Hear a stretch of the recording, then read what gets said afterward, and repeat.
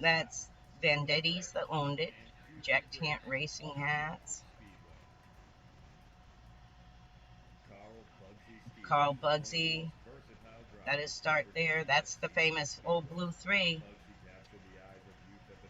The old blue 3 started out here, and the reason I'm playing this is there's a really cool picture of that 3 right there. Check that out.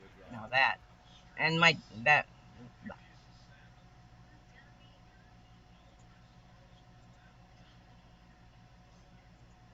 this picture here was Old Blue in its glory days when Bugsy was driving it, and then Fred DeZero also drove it. Bugsy drove the 15 Woodchopper Special owned by Sonny Casella.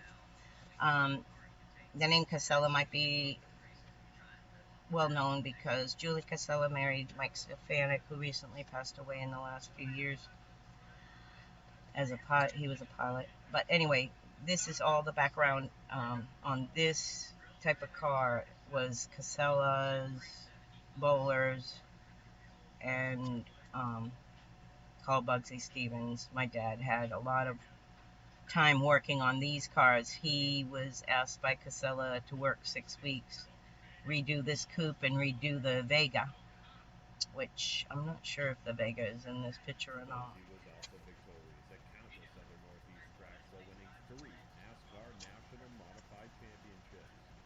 My dad mainly went in. This was one of the cars my dad worked on, like I said.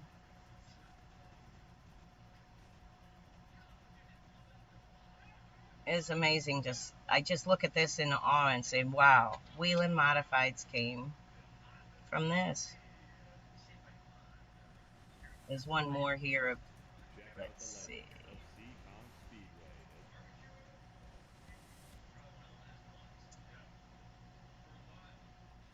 Really green at this stuff. Let's back up one more. And this is George Summers. Let me go forward on that. Okay. We ended up working a lot with the Summers family over the years as well.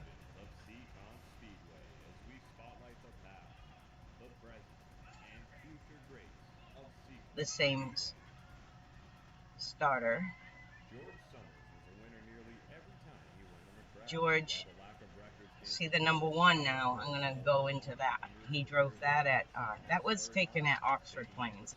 This was the purple one that he did the purple and white hats with. Check that out. That picture.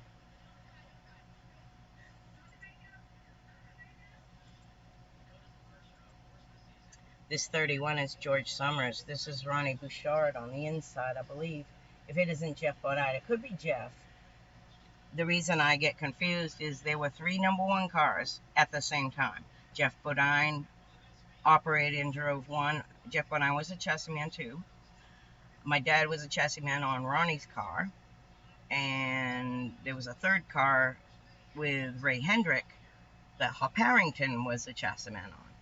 But George Summers in this 31 ended up jumping in this number 1 up at Oxford Plains to win his last race that he competed in, which was another one my dad was involved with. Because even though we were fierce competitors on the track, Ronnie and George and Bugsy, Fred DeZero, Richie Evans, when they went to other tracks to compete, all of the teams worked together so that, you know, they put on a good show. They were buddies and fierce competitors.